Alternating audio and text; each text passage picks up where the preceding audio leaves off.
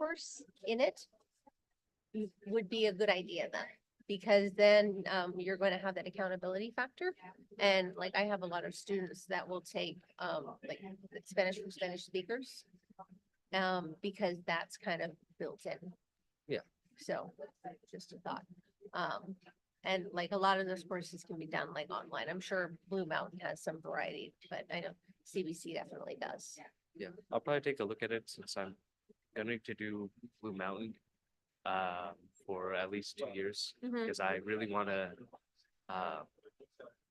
because if I do get anything, even if it's mayor or city council member, I still want to be here for Hermiston for at least 2 more years. And then I'm gonna go to Portland State University.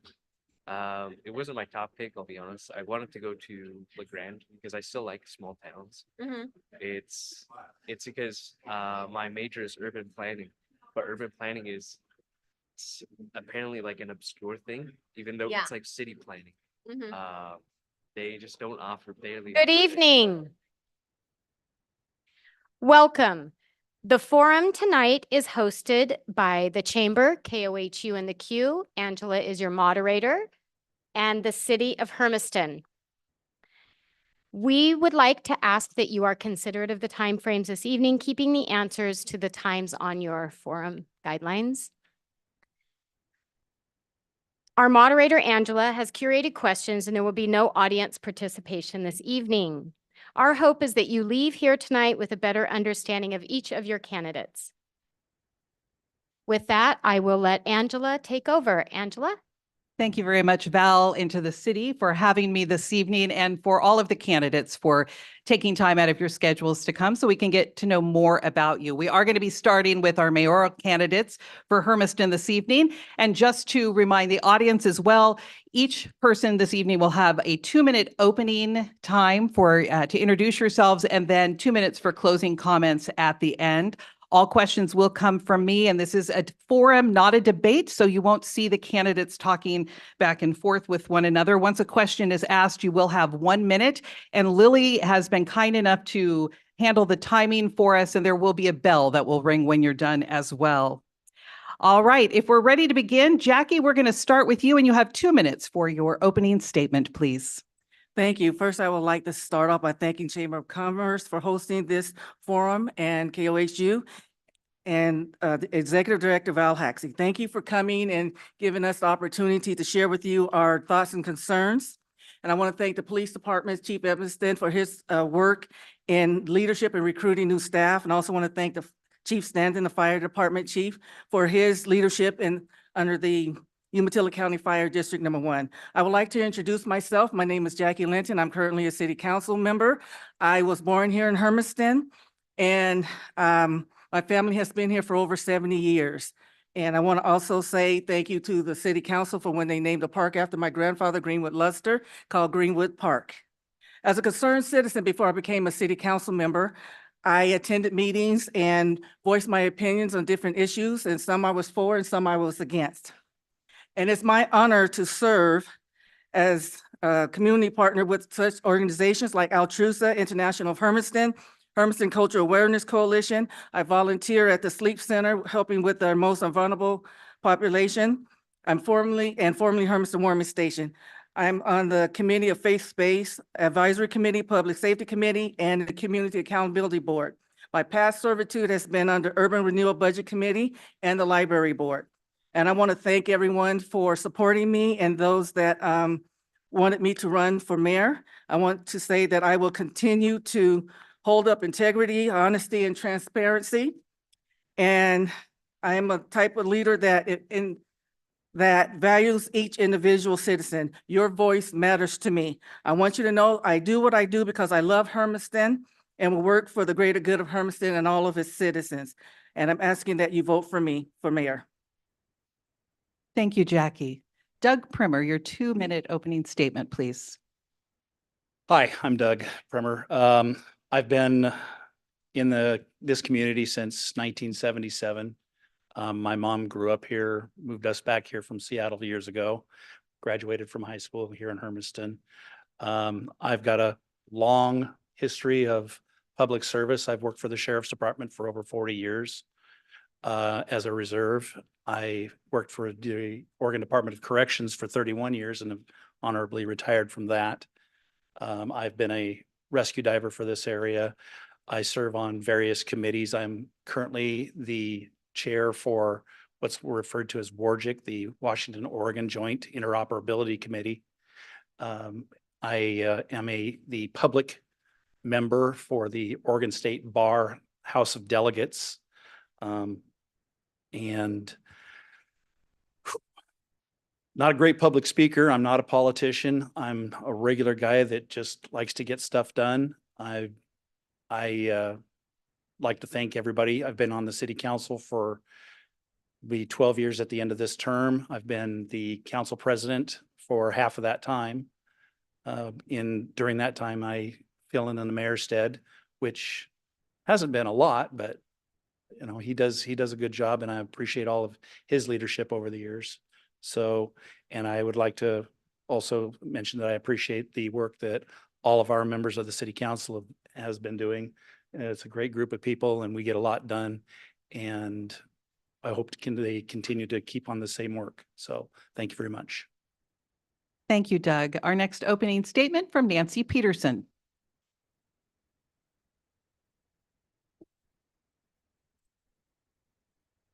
Hello, everyone. Thank you for coming out. So I'm Nancy Peterson. I'm currently on the council. As far as other positions I'm currently holding, I'm on the Oregon Disability Commission. I'm on the executive committee for that, as well as the regular one. Was a governor appointed one. By the way, commissions are great. There's lots of them out there. I highly recommend you look into it if there's something you're passionate about. I'm on the Oregon League of Cities Women's Caucus. I joined that as somebody who's non-binary because I wanted to see, hey, is there room at the table for me? And yeah, there's room at the table for a lot of people. So again, get out there and get involved.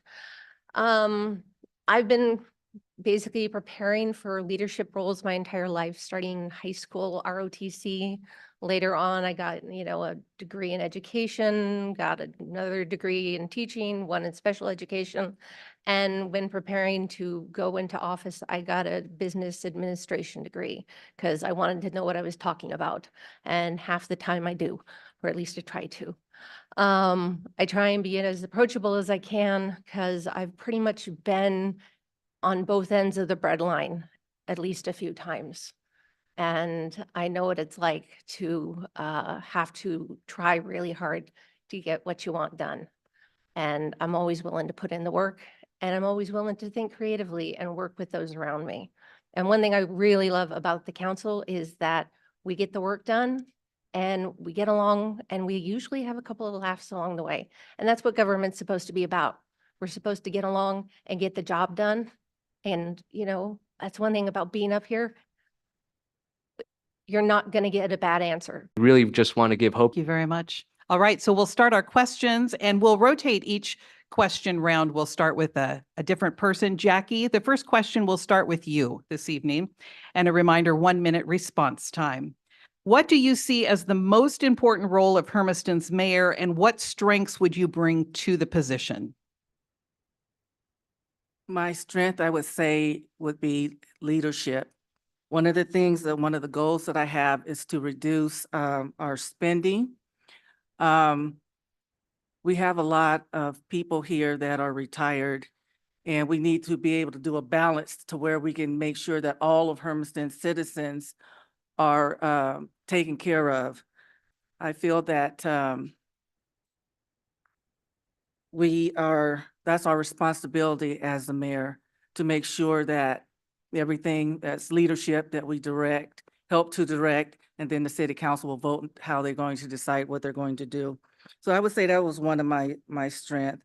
And some of the things that I would like to do is to change a few things, such as when we have bonds, that the city, the mayor, the councilors, and if you work for the city, is that my minute? Go ahead and finish that sentence, Jackie. Work for the city, that we are not allowed to buy the bonds.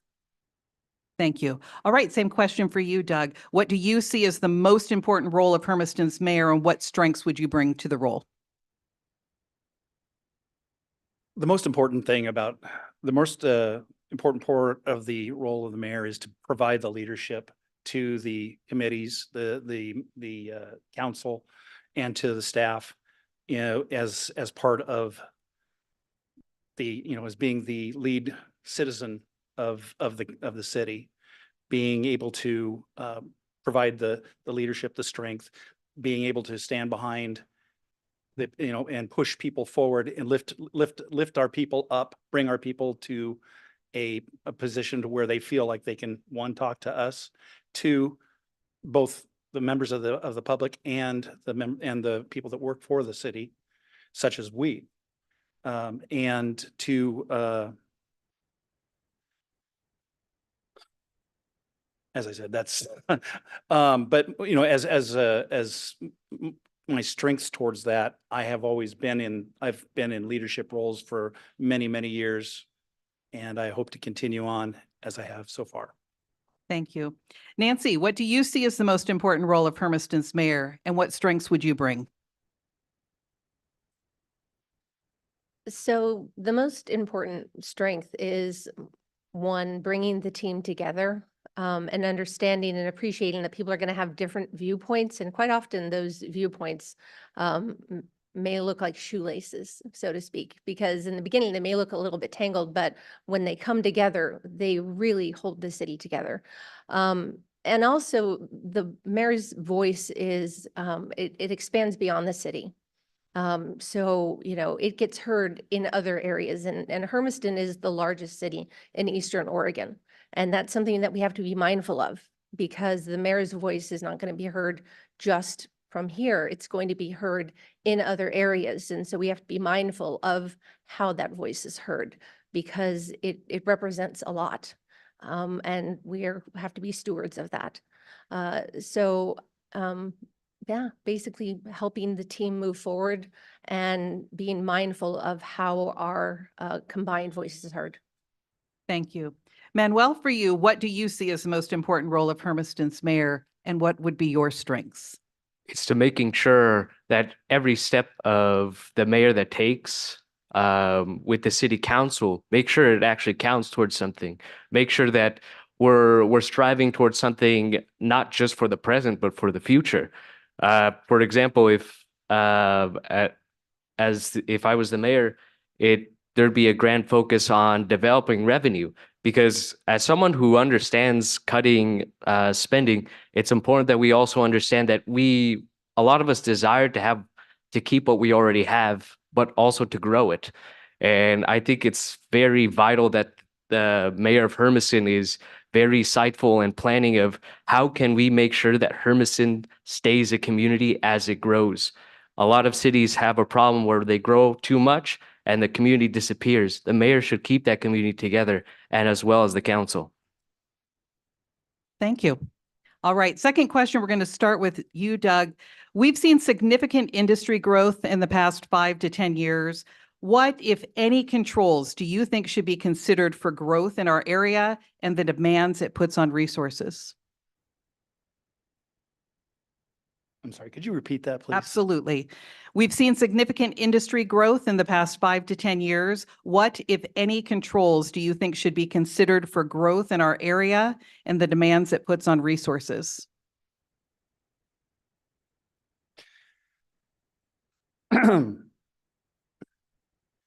Controlling growth is difficult at best.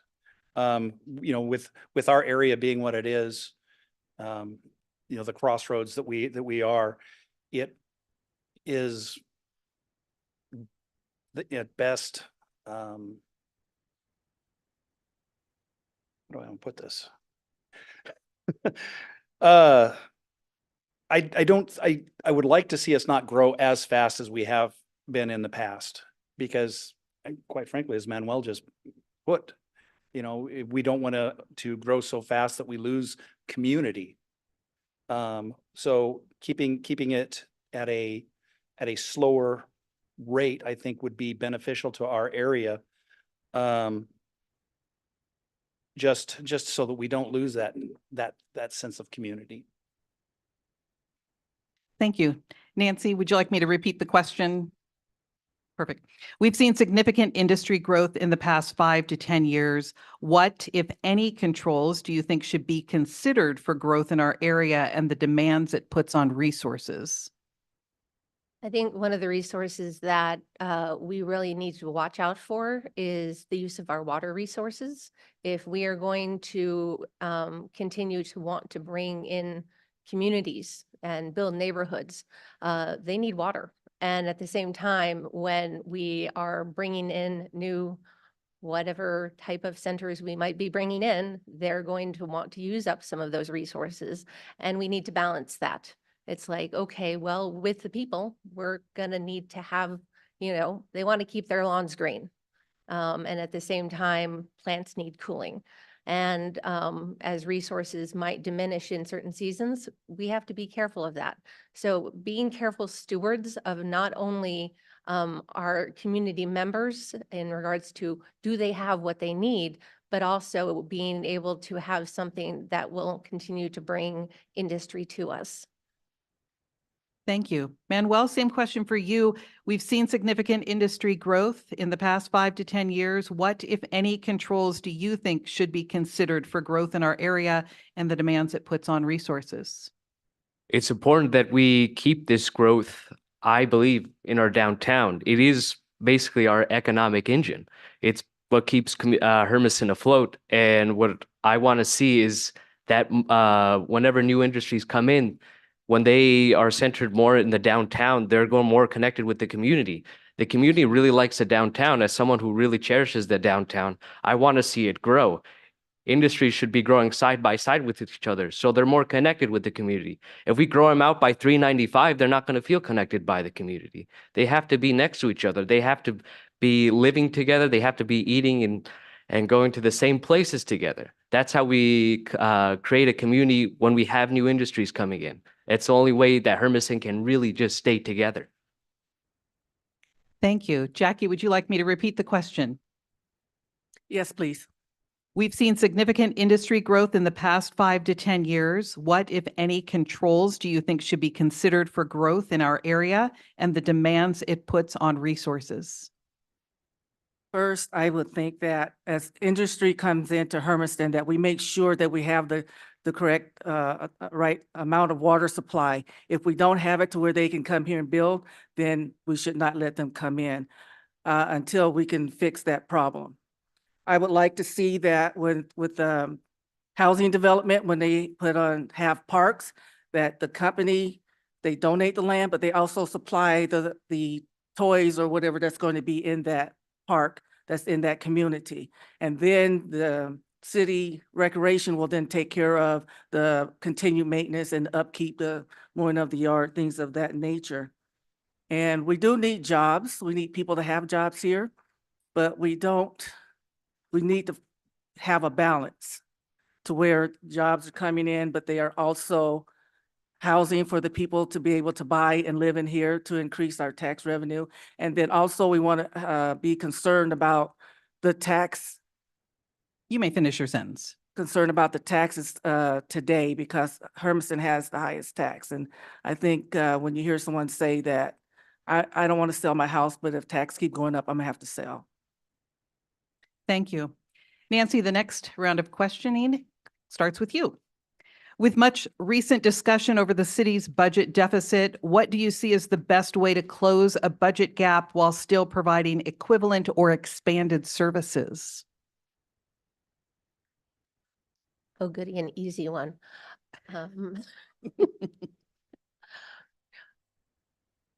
Well, as a recent possibility that came up and was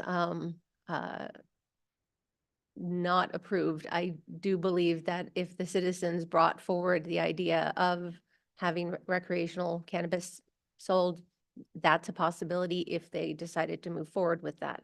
However, that is not a possibility as things are, and it's not always going to be very popular. That's up for the citizens to decide. That's why we have the system in place that we do. Additional things to think about are asking the public what exactly they feel. you know, when we get in new corporations and we are offering tax incentives for being here, we need to take a look at, you know, okay, how long are those going to be in place? Because yes, it's great to have those for little windows, but then I think we need to close them down possibly earlier in order to get that revenue as quickly as possible. Thank you. Manuel, with much recent discussion over the city's budget deficit, what do you see as the best way to close a budget gap while still providing equivalent or expanded services? It'd be important that we figure out, in a sense, how do we optimize ourselves? How do we make sure that we are getting the best value out of the land without straining ourselves any further? As we expound outwards a lot, we see ourselves not suffering from the cost of building more outwards. It's the cost of maintaining that outward expansion. And I believe it's important that we try to look within ourselves and see what can we do to make sure that we can keep the cost of maintaining everything in Hermiston so we can close that budget, but also at the same time figure out how can we build the revenue so we make sure we never have a problem like this again. Jackie, for you, with much recent discussion over the city's budget deficit, what do you see as the best way to close a budget gap while still providing equivalent or expanded services?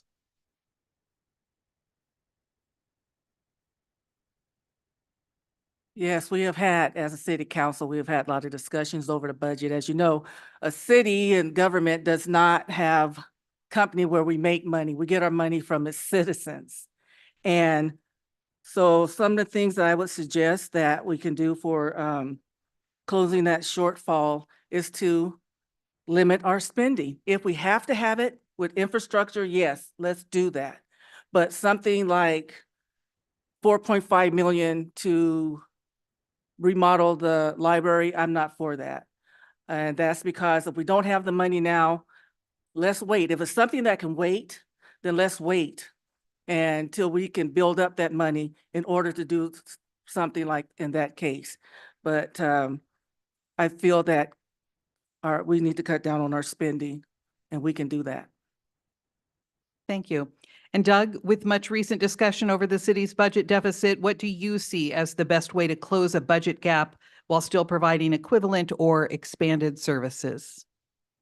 Well, one of the things that we have been discussing, it's been in the process, is both expanding our urban growth boundary to allow for more further expansion, which also allows us to bring more tax roll people, more residents, more properties into the tax rolls.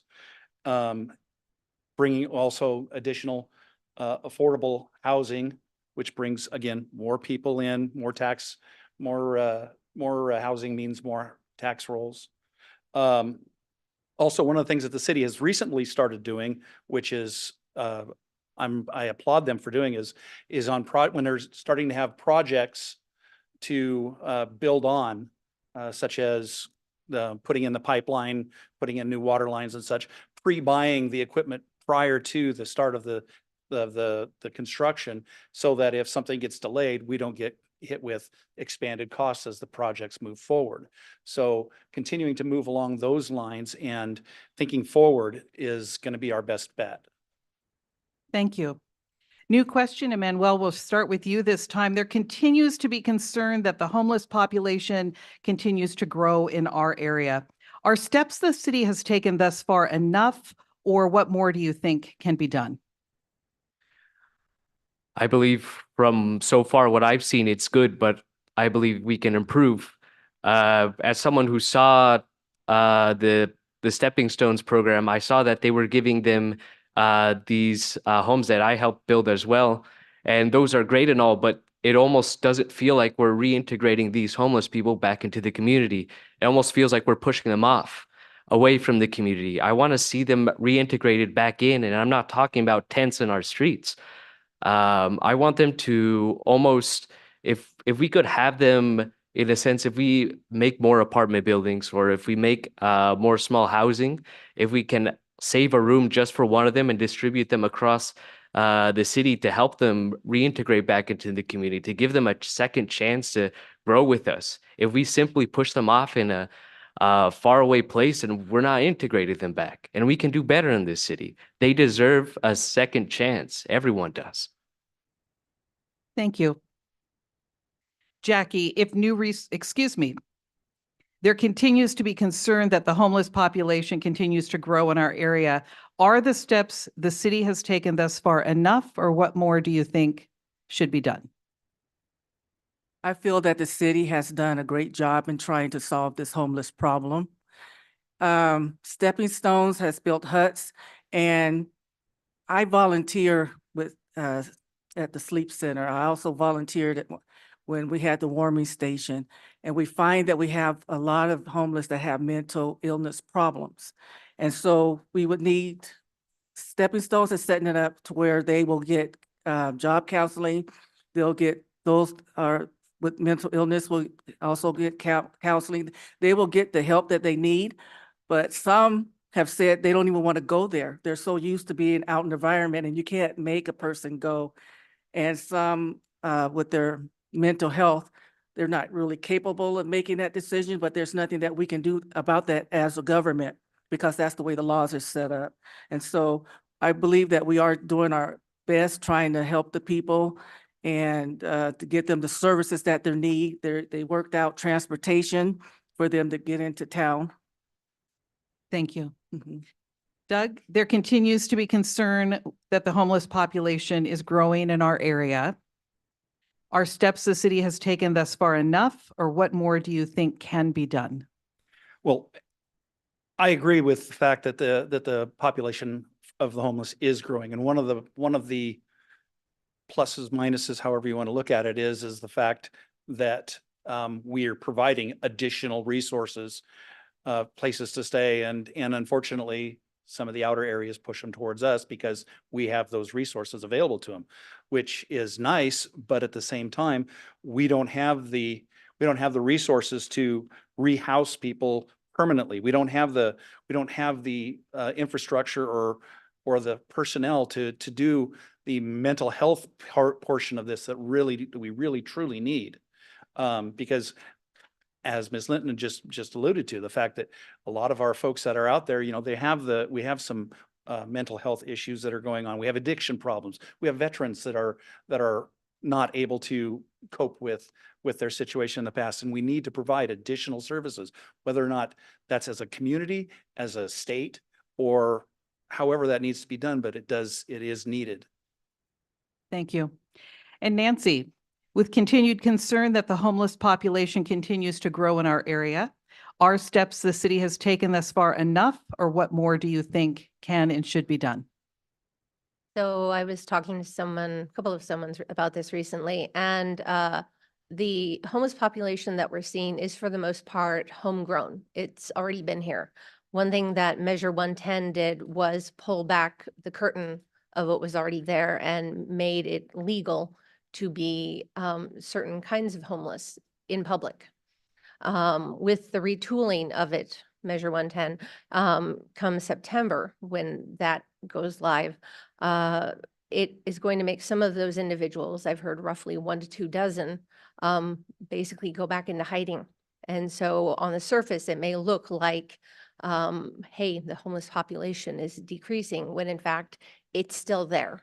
So the city has done some things and some very admirable things, but we are going to be facing a different kind of homelessness coming up, and that will be of the hidden homelessness. And with the upcoming changes to Measure 110, I'm kind of hoping that we will have some new things at our disposal to work on it. Thank you. All right, Jackie, question back to you. If new resources were available, what one area of city services would you feel most needs additional resources? What city needs? Sure, let me repeat that question. If new resources were available, what one area of city services would you feel most needs additional resources? I have a passion. I have a passion for our seniors and talking to them. I'll go and have lunch, try to go at least once a month and have lunch with them at Harkenrider.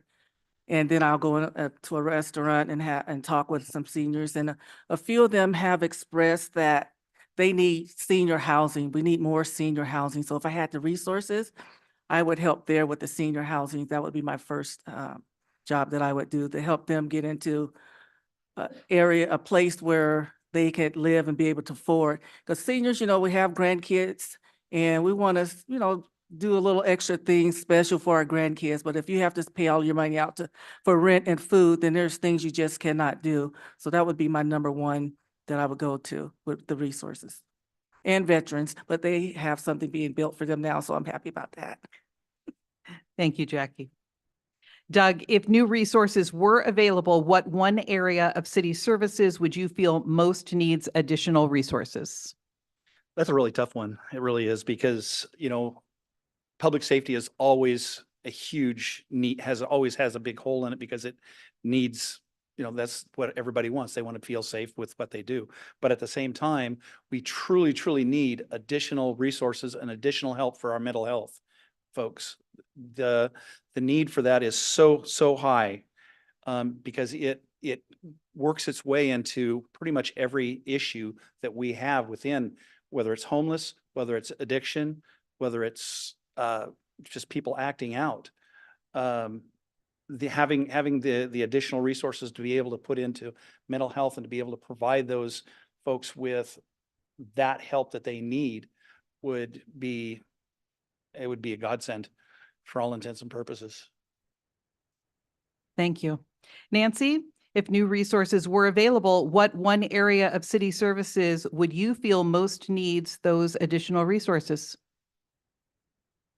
I'm going to agree with my coworker over here. When it comes to mental health, I believe we definitely need more help in that area, as far as giving our staff time for training, having more staff members to go out on calls.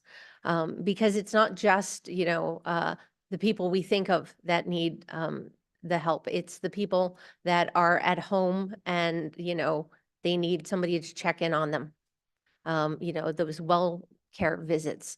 It's the families that have a kid at home and they need help figuring out, okay, we're trying to parent this individual and we're out of ideas, and someone to go in and help the entire family. Because if we can get it there, then we can stop the problem from being exacerbated. So mental health and family health would be a really big help. Thank you. And Manuel, if new resources were available, what one area of city services would you feel most needs those additional resources? I can't particularly say one area, but I can say two. I believe it would be a distribution between the police force, as well as a way of helping those addicted to any type of substances, or perhaps even marijuana, to recover. And we've seen that marijuana has been trying to pass in our city, but we don't have any type of resources to stop the reselling of it, which is already here. It happens at the high school, and I'm there, I've seen it. But there's nothing really stopping that. And if those people get addicted, there's nothing really helping those people recover. I'd like to see those resources be distributed to those two sectors, so we don't see the reselling of marijuana to our kids. So we don't see people who are addicted get no help, and they deserve to get the help. In Hermiston, we should care about our community. Thank you. Doug, this next question will start with you.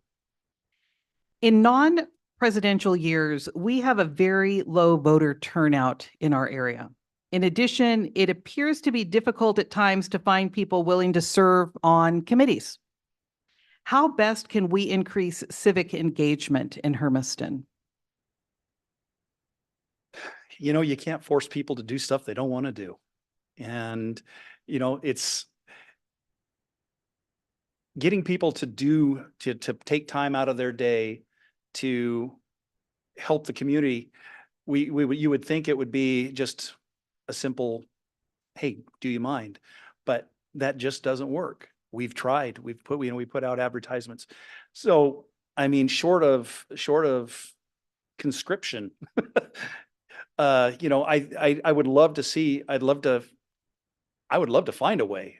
The whole thing is that, we ask, one of the things that's recently come about is the Youth Advisory Council. That has been a wonderful thing, getting people started at younger ages to bring forward that thought process. But, all you can do is you can ask as many people as you want. But style of advertisement is really one of the few ways that I can think of. Nancy, in non-presidential years, we have a very low voter turnout. And in addition, it can be difficult to find people willing to serve on committees in our area. How best can we increase civic engagement in Hermiston? I think by diversifying methods by which people can meet. I know that during COVID, we had, there were meetings. I mean, I lived on Zoom for like several years with meeting students. But also, showing that the people that are serving on these committees are not like some, bourgeoisie, as I heard it described recently, that it's just people in the community that have, we have day jobs, we complain when our, bills go up, just like everyone else. And so taking away some of that, false luster and saying that, here's exactly about how much time you can expect for it to take.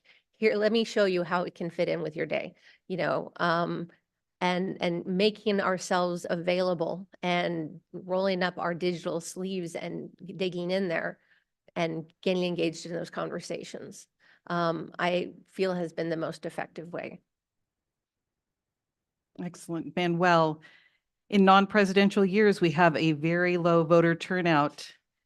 In addition, it can be difficult to find people willing to serve on committees. How best can we increase civic engagement in Hermiston? I believe simply just advertising, or even, I guess, as Mr. Primer said, conscripting them isn't going to make them care. They have to grow up in an environment that makes them care. They have to grow up, like I said, I want to make a community that's more interconnected. So they have to grow up in that community where they grow up next to their neighbors, where they're more connected. And COVID really did hinder us, but we can I believe we can make it grow back better, where we can have students who grow up in an environment that makes them care. Perhaps they have classes that make them care about the government, that make them really care and think that they can make a change. I personally only started caring because I did the theater stuff. I looked at the city council, and I also wondered why so many students didn't care about this community. They don't see it as a community that I love. They see it as just another location, just another place that they can grow up and then just leave. They need to grow up in an environment that makes them care. If we don't have those students growing up in those environments, we're not going to have a future of young candidates that are looking to change anything. Thank you.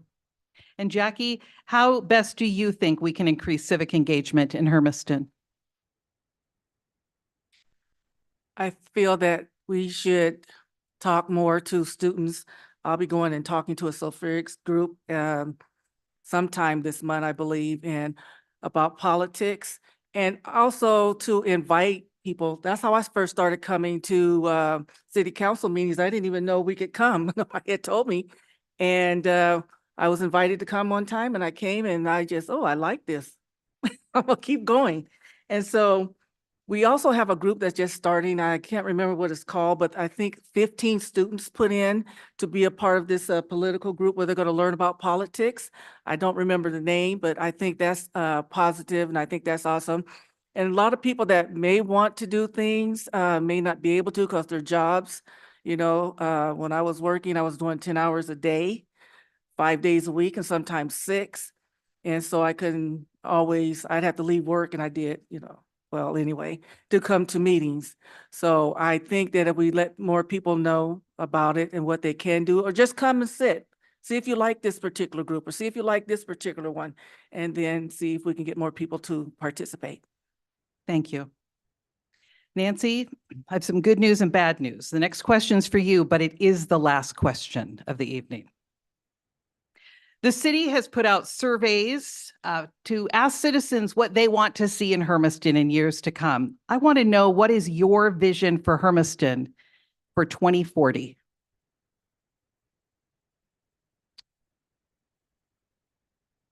So my vision for Hermiston in 2040 is that I can walk down the road and wave at people that I know, and that other people are able to walk or drive down the road on a snowy day and wave at people that they know.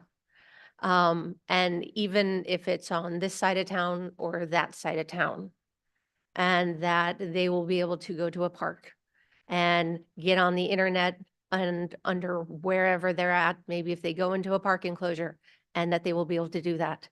I want to see a city that's thriving, but still feels like a town. And it's going to take work to make that happen. There's lots of different pieces that go into that. And there's lots of different visions that are going to have to happen. I can see so many vision brainstorming boards that are going to take to make that happen. And so bringing in all of those ideas, I can see that happening in the past to making that. And seeing all those faces as I go down the road and all of those visions, that's what I want to see. Thank you. Manuel, what is your vision for Hermiston for 2040? I really want to see more hopefulness with our youth. There's a lot of youth who don't have a lot of hope. They stay here in Hermiston and they don't get that hope at all. They work their minimum wage jobs if they can't go to college yet, but they can't still live anywhere on their own. And I want to see a community that's just connected with their city as well. We have more students coming into the city council and just starting to learn more. We have more young people trying to apply for mayor or apply for city council members. We just have this community that's very much growing, but in a sense, it almost feels still like a small town where you could still say hi to the shopkeeper, where you could still say hi to everyone in Hales, where you could still say hi to everyone and they know you as well because they grew up in that environment that's so interconnected with each other to make sure that we all have this prosperous place in Hermiston. We all deserve it. Thank you, Manuel. Jackie, what is your vision for Hermiston for 2040? Well, I have a few things that come to the top of my head I would like to see. First, I will a balanced budget, our homelessness problem solved, our drug problem solved, good paying jobs here in Hermiston, because once they get out of high school, if those that don't want to go to college, they're going to need a good paying job to take care of themselves, and potholes covered. That's my vision. All right, Doug, beat that. Doug, what is, sorry. I'm not sure I can. Those are good goals. I like those, Jackie. Can I steal hers? What, No. what is your vision for Hermiston for 2040? I would love to see us have a lot better physical access to all parts of the town, both and virtual access as well. Being able to have a more diverse options for shopping, food, anything that, you know, the stuff that we feel makes us whole. A place, you know, an indoor swimming pool. All these things that, you know, we'd love to have at some point in time. Moving us down the road towards that is always our best option. Providing the money that it takes to fill in potholes and such. But our street guys do a really good job, I think, but most of them. But no, we have a great group of people. We're moving forward, and I think we're on track to see a lot of these things that everybody has talked about, because everybody's goal, everybody that said something up here has had a really good point, and I'd love to see us make all of these things happen. Thank you.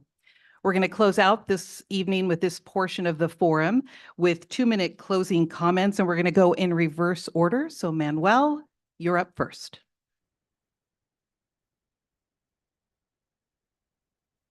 I want to, sorry.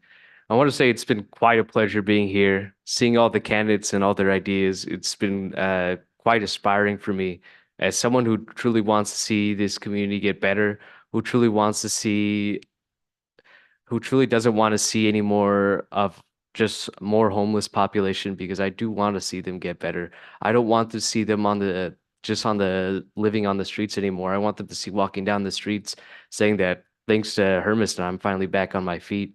I can finally live with you guys. And I really just want to see not just the homeless population, but see a greater satisfaction with our community, a greater satisfaction that we've accomplished quite a bit, and we still kept that small town feel, that we still very much have compassion for one another, and we still have compassion for this city as well. Um, and although as someone who does not have, I guess, not at all any experience in politics, I guess I am a person who rather not see things as they are and continue seeing this hopelessness with our youth, or continue seeing our adults that work these really work in a city that almost feels like it doesn't really care about them. I really want to dream of things that never were, and I want to ask why not. Thank you, Manuel. Nancy, your closing comments. I think a very real truth that the city government needs to face right now is that over the last couple of years coming out of COVID and with the last budget round, we've kind of lost a bit of trust. And I think to not acknowledge that would be dishonest.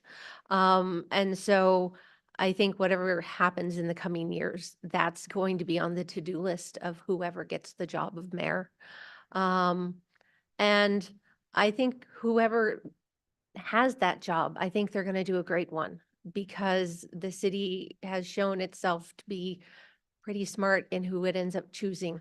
I personally think I would do a great job. I've got lots of experience and I really care about trying things and thinking, okay, let's get outside of our comfort zone a little bit. Let's think, what else can we do? And let's not spend money doing it. You can ask my spouse, I'm really tight with the nickels. So Hermiston's going to make a great choice, but I think one of our biggest responsibilities is going to be regaining the trust of the residents because I think we've lost part of it. And I think we want our community to feel like we really are here for them. Thank you, Nancy. Doug, your closing comments, please. Well, one of the things that I'd like to bring up is that there's not a single person up here on this dais that doesn't bring something great to the table. There's a lot, everybody has great ideas. We all have one single goal, and that's to make Hermiston better. And, and I don't envy anybody's choice in making that decision. Personally, I'd like to see a vote for me, but that's, I'm not a politician and I have no desire to be one. I'm here to represent the people, the city of Hermiston. I have many, many years of leadership under my belt. And I would like to continue that. And I would like to continue leading these people forward and trying to do as good a job as the current mayor has been doing here lately. So that's it. Thank you, Doug. And Jackie, your closing comments. Okay, first I want to start off with saying that HJR 201 referred a constitutional measure to increase property tax.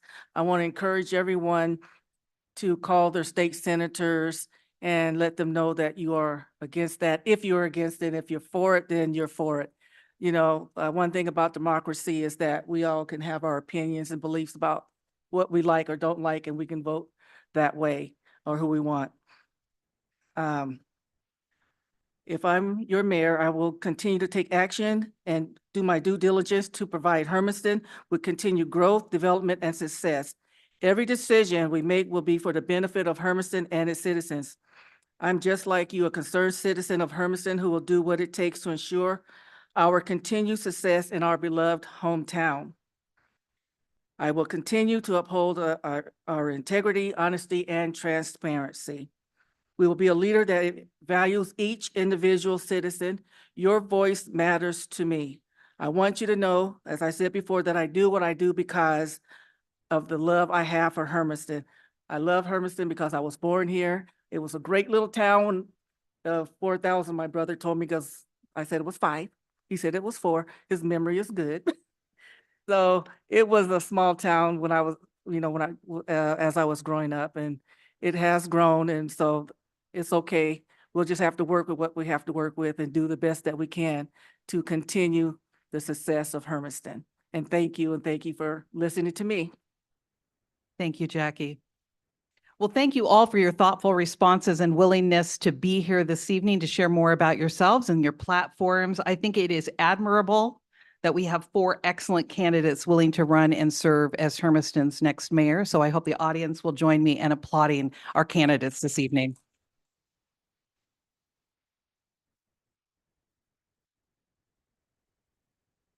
That does conclude the first half of our forum. We're going to take a quick break, reset, and then come back with our State Senate District 29 candidates in a few moments.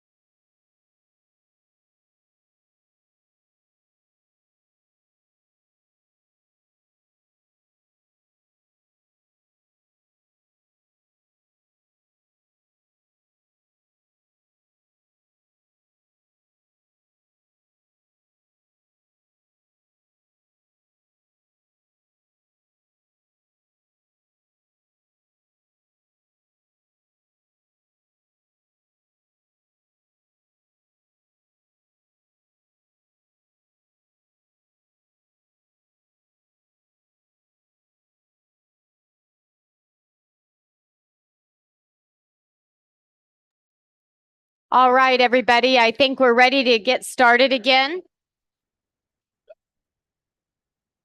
Yeah, that lever. It might be up already. Went all the way down, but. Thank you. Welcome, everybody.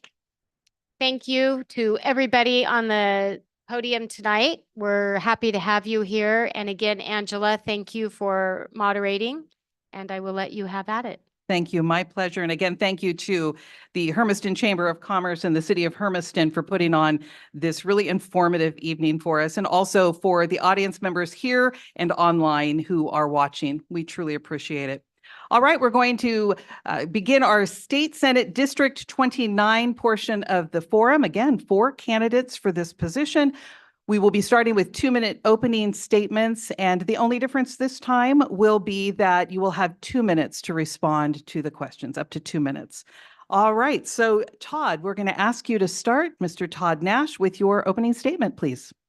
Yeah, well, thank you very much for having us here tonight. And I know this takes a lot of organization, and appreciate the venue and the participation of all of you coming out. My name is Todd Nash, and I'm running for Senate District 29. I grew up in Wallowa County, and it was a great privilege to be able to grow up there and raise my family there. My wife and I raised 4 kids. We have 6 grandchildren. We have a cow-calf operation, and we direct market a lot of the beef that we raise.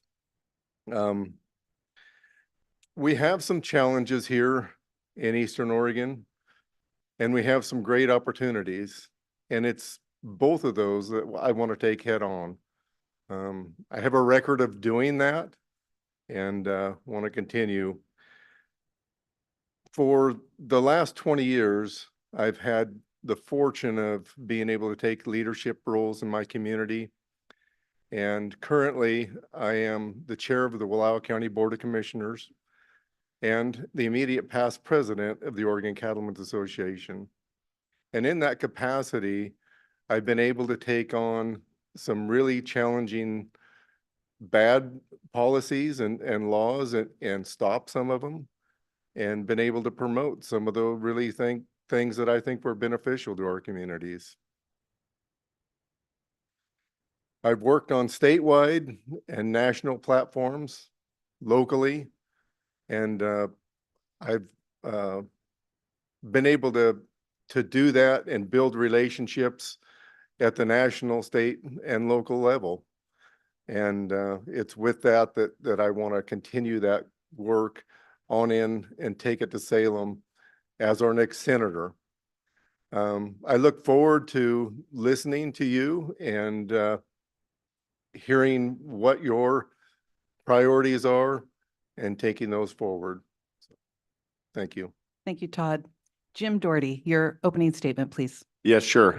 Thanks everybody for showing up to listen to a bunch of politicians make promises to you, right? It was Paul Harvey that said there was an old boy that passed away, and when he went up to the pearly gates, St. Peter welcomed him in, and he wandered around, and things were really nice. There was white light and nice soft music, and things were really, really nice. But St. Peter said, well, you can go down below before you decide to spend eternity here.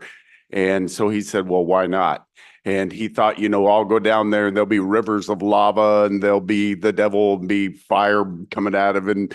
And he said, people will be screaming in pain. And he says, I walked in there, and he said, it was beautiful. It was green and lush, and there was a beach. And he said, the food layout and everything was immaculate. He said, I couldn't imagine anything nicer. And so he popped back up the next day, and St. Peter said, well, what did you decide? And he said, it's nice up here, but I'm going to go ahead and pick the other guy. And he headed back down there. And when he got there, he walked in, and there was volcanoes and lava, and the devil was breathing fire, and people were screaming in pain and misery. And he said, devil, what's up? And the devil said, yesterday I was campaigning. So hopefully we can keep that in mind as we go. I'm Jim Doherty. I'm running for state senate for you. I was born and raised here in Umatilla County. I went to school at Pilot Rock. I'm a two-term county commissioner and the past president of the Association of Oregon Counties, all 36 of them. I think it's interesting as I came on as the president of the Association of Oregon Counties that the Association of Oregon Counties was starting to look very much like the national scene, right? The fractions and the divisiveness that was going on, even at the time, one body decided to form the Eastern Oregon counties, right? And so my initiative was cross-cultural connection, and I had those commissioners from the other side of the state spend time out here, and we were able to come together. And I think that's something we need to continue to do. Thank you, Jim. Dave Drotzman, opening, please. Thank you, Angela. I want to thank the Chamber and KOHU and Angela for hosting us this evening. I'm going to tell you my story. I was raised by a single mother. She had to work 2 jobs, keep a roof over her head, food on the table. And I was surrounded by a good church community, neighbors, kept us off the streets. I had learned at a really young age that hard work, anything I'm going to want in life is going to require hard work, and that community was important. So I started working at a really young age as well. I put myself through high school, bought my first car, was able to go to 2 years of local community college, did an undergraduate degree, and then also put myself through graduate degree. Had an opportunity to come to Hermiston, came here with a young family, and it was the greatest decision I could have ever made. And so met some amazing people, give you the shirt off their back. They hold the door when you walk in the store. They smile to you on the street.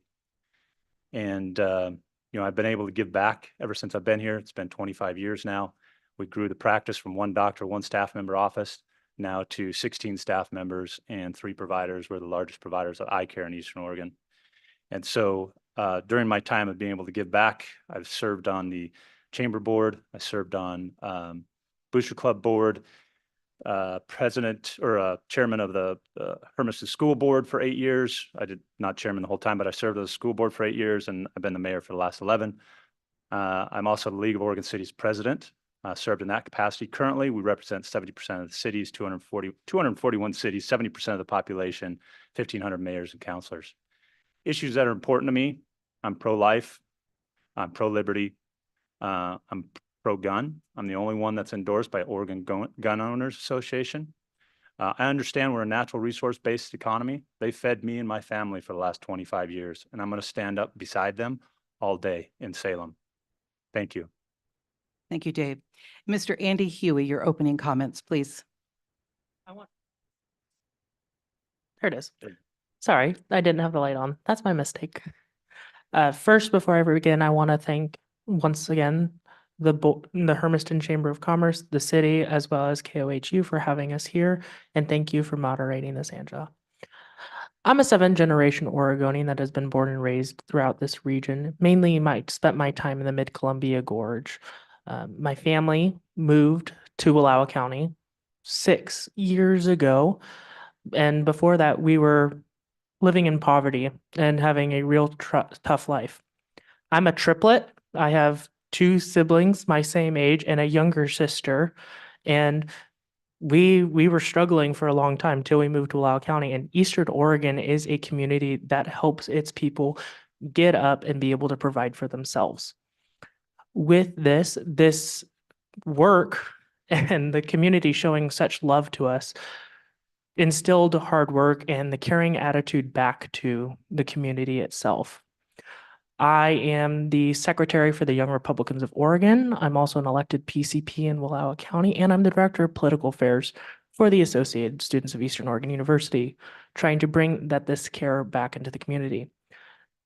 As for many people, and I was glad that we had a younger candidate up here as well, as I'm a youngin', if you can look at me, Manuel.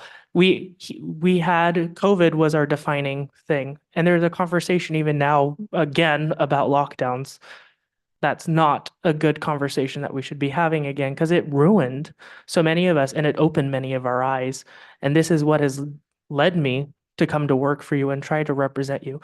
And we've had ripple effects since the lockdown, since COVID-19 that has shaped how our young people work and how we are moving forward as an economy. Young people are struggling. Everybody's struggling in general.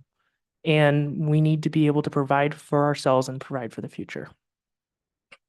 Thank you very much. All right, gentlemen, we're going to start on our first question, and Todd, you will receive the first question. Governor Kotek's first-year priority was housing and homelessness. A lack of affordable housing and increasing homelessness has been an issue around our state, certainly here in District 29. What more needs to be done, and what do you see as the Senate's role? Well, two very tough questions, and it doesn't just lend to District 29. It's the entirety of the state. It's the entirety of the nation. And inflation has got away from us to the point where we have seen housing prices completely decouple from what wages are. And so without generational wealth and starting to gear toward generational wealth, we're going to continue to see this effect. And so we need to address it. And we need to address it in a few different ways. It was brought up earlier in your earlier forum about expanding the urban growth boundary. And certainly that can be a solution. There's places that have really marginal land in Eastern Oregon that could be developed that is in exclusive farm use that I think could be put back in the hands of local counties to make those decisions. The homeless issue is something that hasn't happened just overnight, and it isn't going to be fixed overnight. And it's multifaceted all the way from things to do with mental health to understanding what got people there to begin with and what advances them out of that situation. So there's a lot of work to be done, and the Senate can play a role in all of that by providing the latitude for communities to find those solutions. Thank you. Jim, I'll repeat the question. Governor Kotek's first-year priority was housing and homelessness. A lack of affordable housing and increasing homelessness has been an issue around our state and certainly here in District 29. What more needs to be done, and what do you see as the Senate's role? Yeah, it's interesting. Of course, houselessness and homelessness, right? I mean, they're a little synonymous, right? But it's super interesting.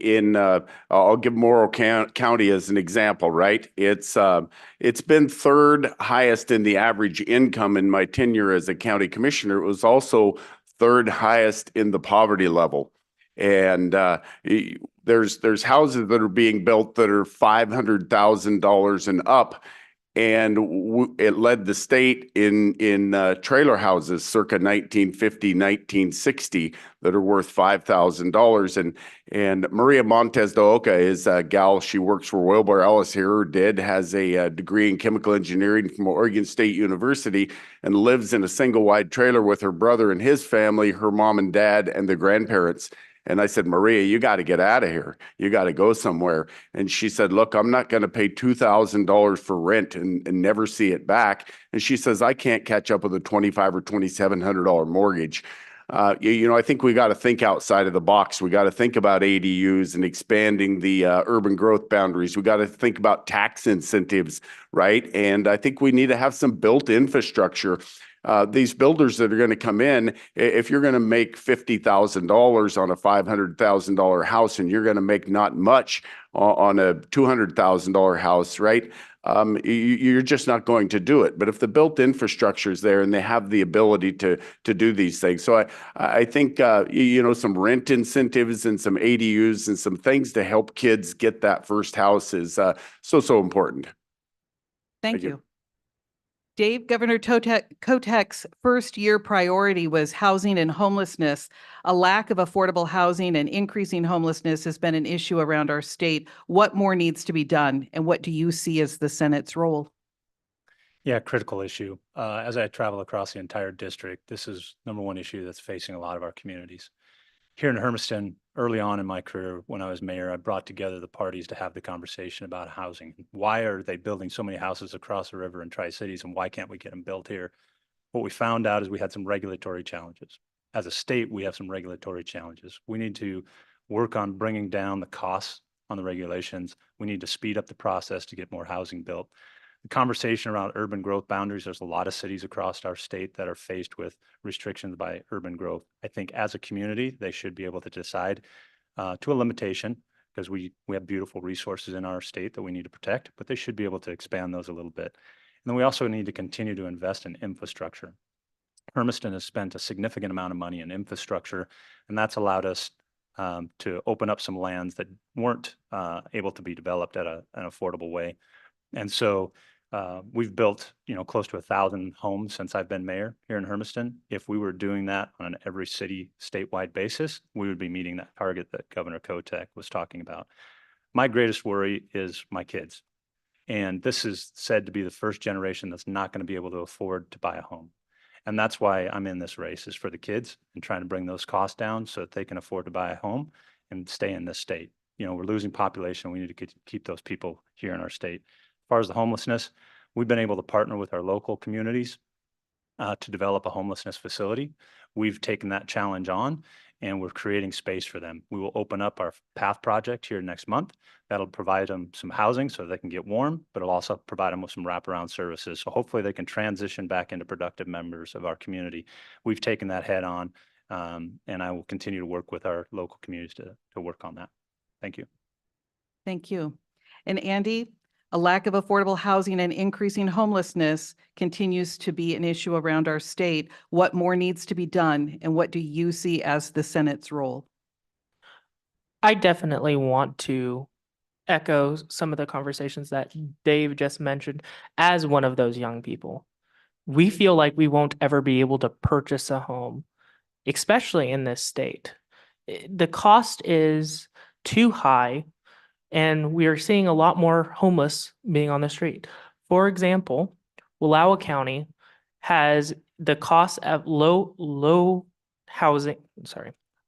housing is there, and it has high cost housing, but we are missing the middle section where we are able to get medium income people to be able to afford homes. And we're also seeing the rise of homelessness within these regions, even where these affordable housing is being built. LeGrand, as an example, just had new apartments built, and they are having more homeless people come into their facilities and using it. And the same thing with the city of the Dalles. When I was a little kid driving through the Dalles, I saw homelessness, and now when I've gone back, I've been saddened to see that it has gotten even worse. And they've been dealing with this problem for 20 years. That's how long I've been seeing it. One of the conversations that's also been had is having conversations about ADUs in the UGB. ADUs do need to be accessible, but on the conversation of the UGB, we are about the size of the United Kingdom, have less historical history, and have more restrictive land use laws than the United Kingdom, where you have all the castles. I think there's something that's not adding up there when we have less history there and are having our land protected harsher than they are. Having local control as well is something that needs to occur. The city of Joseph has been trying for several years to get Ilwe-Mayakan out of its own UGB and was just finally able to because the governor approved it. Thank you very much. Jim, the next question, we're going to start with you. Do you believe taxpayer dollars should be used to incentivize specific companies or industries to move to or expand in Oregon? Second part to that question, what do you see as a responsible growth balance with those industries when looking at new jobs, land and water usage, property tax collection, et cetera? Yeah, sure. Great question, and really salient to this place at this time, right?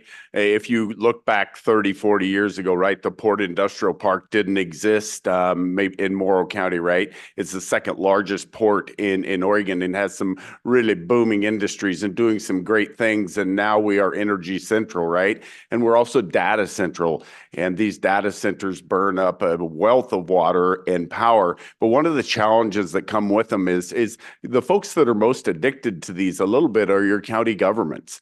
They like those funds, but rarely do you see them in a real tangible way come back to you. I stopped at Wildcat Electric up here outside of town, and he said, let me tell you about Amazon coming in and the challenges with them. He said, I had 5 journeyman electricians working for me.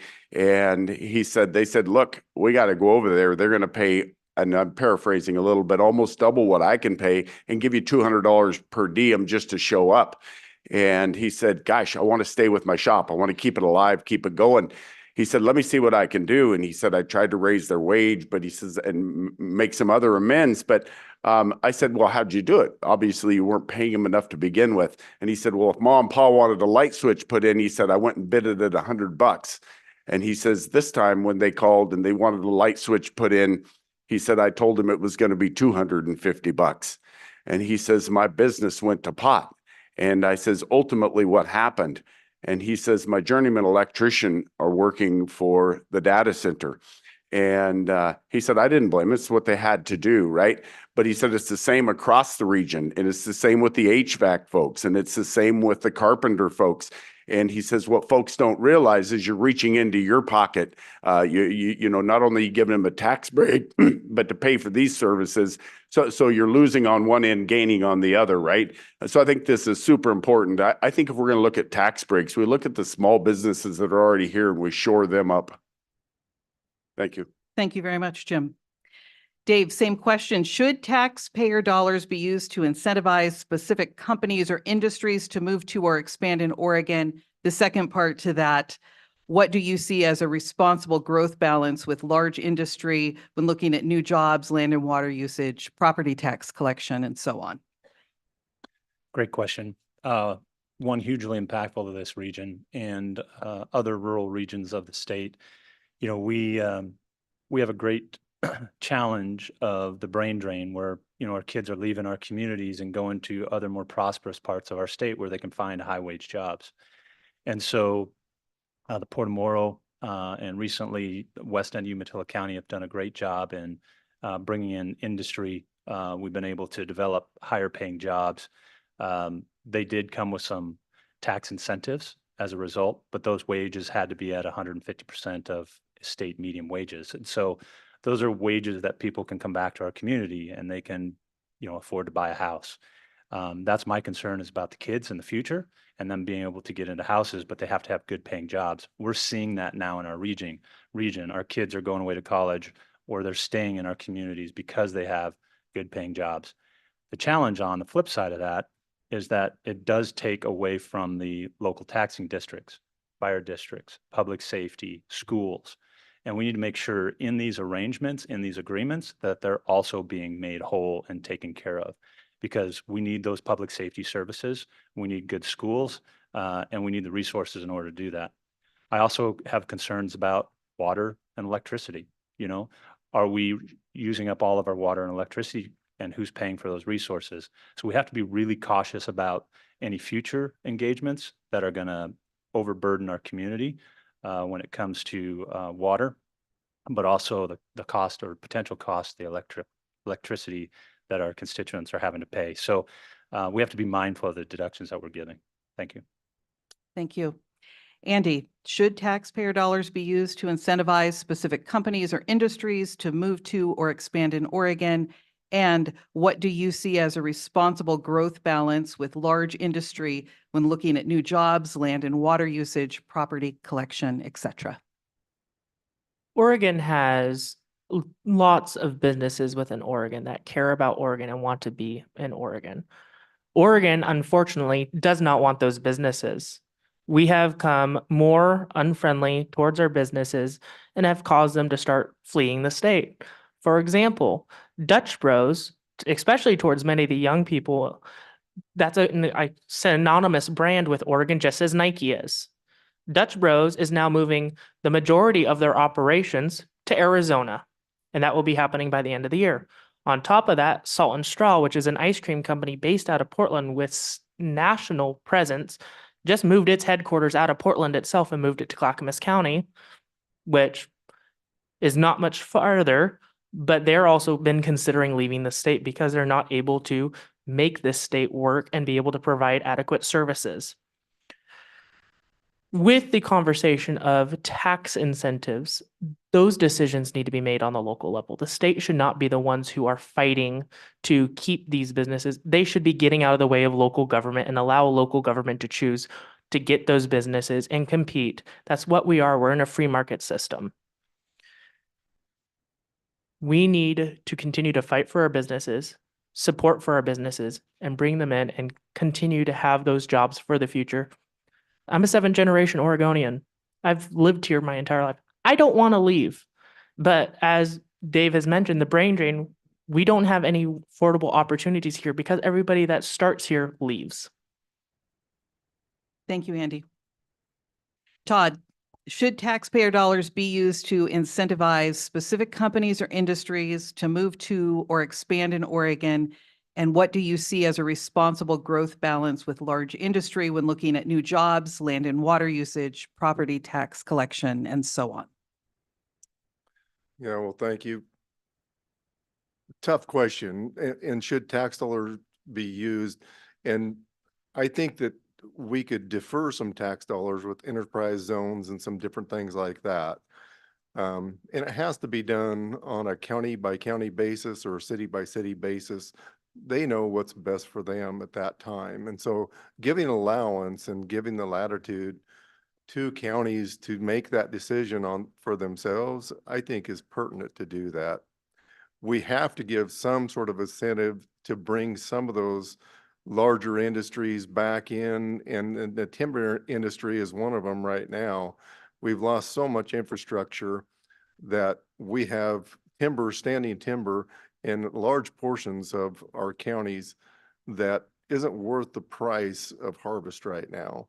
And so it's an example of, yeah, maybe we need to give them a break on the property. Maybe we need to defer taxes for them for a time to get them established and incentivize them to come back in. Thank you. The next question, Dave, we'll start with you. What is your vision of the future of Oregon's energy sector?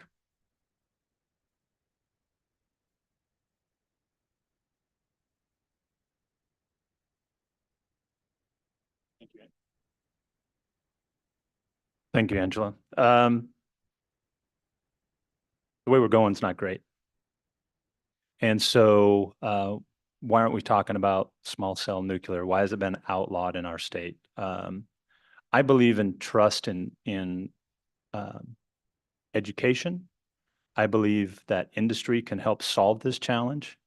We are incentivizing, wind and solar to a huge degree, and it's taken up a lot of our beautiful agricultural communities across the state, and it's causing, we've seen the policies that this state has chosen to follow. PGE in the last 3 years has increased energy costs by 51%. That creates Oregon's energy sector needs some work. We, as Oregon, has chosen to rip out our own energy infrastructure without having any adequate infrastructure to replace it to provide energy, especially at low cost, to its own citizens. Thorium salt reactors are a great option for us, but that was banned by the voters, and in my opinion needs to be overturned, as that, if you are for green energy, that is the cleanest energy that can be produced. One of the second cleanest energies is hydroelectric. The Pacific Northwest is the cleanest region because of our dams and our hydroelectric output. And we're having conversations about ripping out our Snake River dams for the salmon when those provide the majority of electricity for the region. There's no conversations about what's going to replace that. I'm not for removing our dams. We need those. We need the power to be generated here. We need to continue to have conversations about what's best for the state and what's best for us in the current and future. What's best for us currently is keeping energy prices low, being energy independent, and now looking towards the future. How are we going to continue to keep those at an adequate rate for our future citizens to be able to afford those costs? The way for us to be able to do that, mainly in Oregon, is bringing nuclear back as well as keeping our own dams. Thank you, Andy. Todd, what is your vision of the future of Oregon's energy sector? We just completed a 2-year energy plan in Wallowa County, and it was really eye-opening to see exactly what we were up against, where our power comes from, and how vulnerable we are. One of the things that that was a discovery for me and a lot of people was our electricity wasn't coming from the dams. Our electricity comes from a coal-fired plant in Wyoming. And I would guess that surprises most of you here. We did away with the coal-fired plant in Boardman. We need to catch up with what is green energy, including utilizing better what our dams provide for us. We need to make sure that we utilize nuclear when it is applicable. We can build ships that have a small nuclear reactor and it provides power for them for the life of the ship. It's amazing what can be done. And there's a lot of smart people that understand the macro grids and the micro grids, and we need to really zero in on what is best for Oregon. But we ship a tremendous amount of power out to California at this point, and we need to look at what is best for our area and how we be good partners with our surrounding areas. Thank you. And Jim, what is your vision of the future of Oregon's energy sector? Well, it's interesting to hear the whole panel kind of, looking or talking nuclear again, right? And I think that's certainly something we need to consider. I mean, fossil fuels are not going to last forever. We know that, right? And the carbon offset of the wind towers, I'm not sure is there yet, right? And the solar needs the batteries and these kind of things. And one of the challenges, again, it's interesting because largely the large farming wheat farmers up on the steppes and are of our party, I might say, right? And but it's pretty lucrative, right? When you've struggled for 100 years to make $1 on your wheat farm, and a solar company shows up or a wind company shows up, you're looking at riches, but ultimately those are resource lands, right? And Oregon has lost some 4% of its resource lands in the last half a dozen years, and largely to renewable power. Well, Oregon's got a renewable power goal, and renewable power flows by us every day. We've already met that goal. But there's some marginal ground, right? The B2H line that's going to run from Boardman to Hemingway, Idaho, everybody thinks is a great thing unless your property happens to be in the way of it, right? And these people are out there screaming for some help.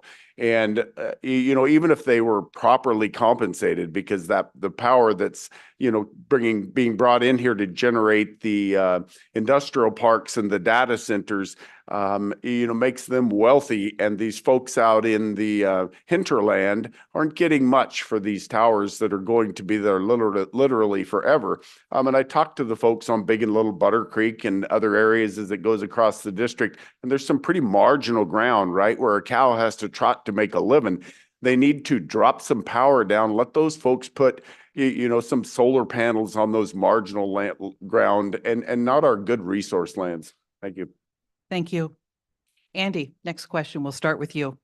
Of the approximately 12 state Senate standing committees, which do you think you're best suited to serve on, and what do you take to the table? The committee that I have chosen personally that I would love to serve on most would be the Joint Information and Technology Committee. The reason I believe I'm able to provide the most to that committee, partly I'm young and I've grown up in the age of technology. My father is an IT specialist himself. I worked on computers since the age of 5. I helped him build, I helped him run his IT company. I have worked within doing data processing and data analytics for a grocery store chain out in Eastern Oregon. I understand how these technological systems work. I myself am also specializing within cybersecurity, wanting to be able to provide that. And that committee specifically deals with some of the cyber operations in the state and blatantly deals with the hacks that occur, especially when many of you got your information leaked from the DMV.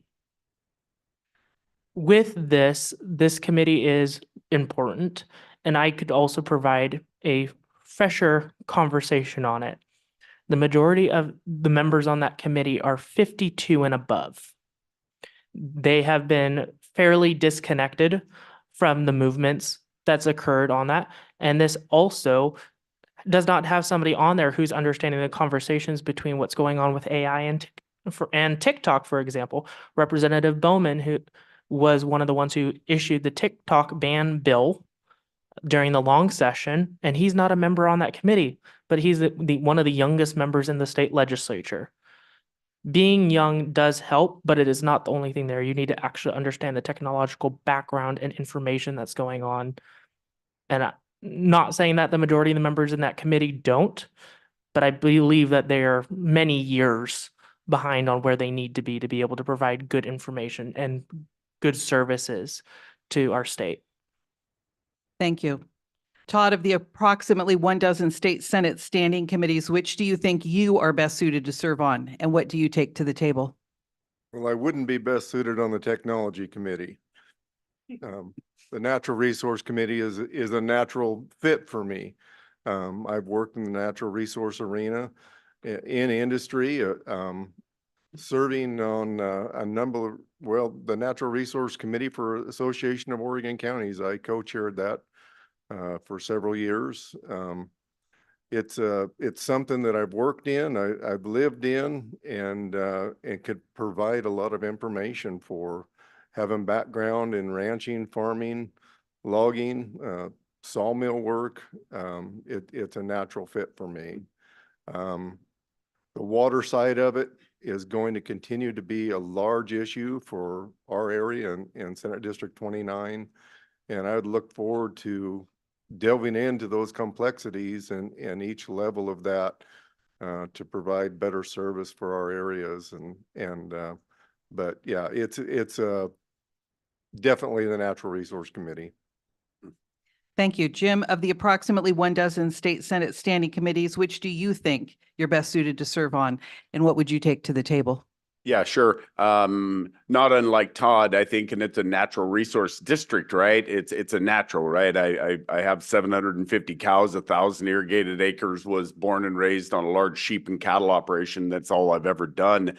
But I'd prefer maybe to get on the ways and means, right? And if at least we're not heard in Salem, perhaps I can work to bring your dollars back. But I just a little. When I got into the Association of Oregon Counties, I challenged myself to get into healthcare and better understand the things I didn't understand. And I took a real love for healthcare, right? And healthcare equity for rural folks and it's something that I, took from the Association of Oregon Counties and got on the National Association of County Board and spent a lot of time in DC, working to get, public health dollars out here and to try and get health equity for folks in the rural areas. And I think it's so important.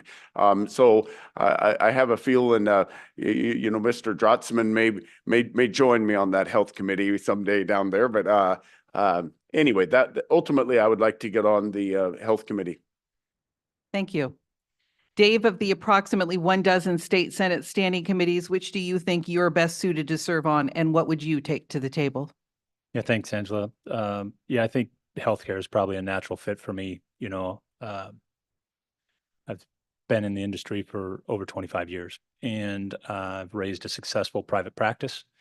I've seen the Medicare and the Medicaid side of the practice and the insurance side, and I've been able to grow a business in the healthcare industry in this state of Oregon, which is not always easy to do, is grow a business in this state. And so I've seen firsthand the challenges and struggles that my patients go through with their insurance and the costs of healthcare and their pharmaceutical products, and we need to bring the costs of healthcare down. And I've seen that firsthand, and I've lived that for 25 years. So I think that's natural. I'm also interested in finance and revenue. Again, as a small private business owner, I enjoy the business side of my practice. And so I've watched every nickel come through the office and had to watch, the spending of that. So we have to balance the revenues with the expenses and, pay acceptable wages so we can retain employees. And that's the greatest challenge that every business owner I talk to right now is dealing with, is trying to hire people. And so we've got to figure out a better way to keep people employed And I've done that for, 25 years. So finance and revenue, labor and business, I think would be a natural fit as well, because of my business experience. And then education. I served 8 years on the school board, so I saw it from a parental position, school board, administrative position, but I also spent 20 years in education, both at the community college level, at the undergraduate, public school, and private school level. And so I think those things are important. And we've got to have, we're ranked 48 in the nation right now in education. We've got to have a better education system. Our families deserve better than that. And so that's the things I would look to work on when I get down there. Thank you. Todd, this next question is for you. There continues to be a drought of mental health services for those Oregonians most in need. Do you believe the Oregon Health Authority is doing enough to address this issue? And if not, what needs to happen? Well, no, we have a large deficit as far as mental health and mental health services in Oregon. We're, I believe, 49th out of 50 states as far as mental health access. This is a very rural district. This is the largest city in the district, but one of the policies that I worked on was Senate Bill 955 last long session. It's a little unknown, but in the natural resource arena in Oregon, we have the highest suicide rate in the nation, and it's already elevated across the nation. Natural resource workers are 3.5 times higher than the general population to commit suicide. We are not a healthy community in a lot of ways. And Senate Bill 955 established a hotline, a helpline actually, that people could call in, and somebody on the other end of the line would know how to talk to them. Farmersonly.com, this was a helpline for them in a different realm to talk them through some of those difficulties. But we have a large portion of our community that is underserved by healthcare and mental health care. Thank you. Jim, there continues to be a drought of mental health services for those Oregonians most in need. Do you believe the Oregon Health Authority is doing enough to address this issue? And if not, what needs to happen? Well, I think certainly it goes along with the homelessness or houselessness a little bit, right? And the mental health addiction and some of these things, they all, kind of come together. But one of the things I think we need to hearken back to, and I certainly don't want to warehouse people, but I think we need to take another look at, the state hospital model that we had in the past, right? When we tore those down and, removed those and said, everybody's in charge of looking after these folks, then nobody was in charge of looking after those folks. And there's some folks, certainly that, need long-term assistance and long-term care. And we have to have an area where we can, take them to get them, the needs and services that they need. And so I think OHA needs to, work better that way. They also need to intersect with, public safety folks a little better and law enforcement, right? So we can get out there and get to these folks, right? And then get them channeled in the right direction and get them the services they need. Thank you. Thank you. Dave, there continues to be a drought of mental health services for those Oregonians most in need. Do you believe the Oregon Health Authority is doing enough to address the issue? And if not, what needs to happen? No, I don't think they're doing enough. I think OHA might be the most dysfunctional agency down there.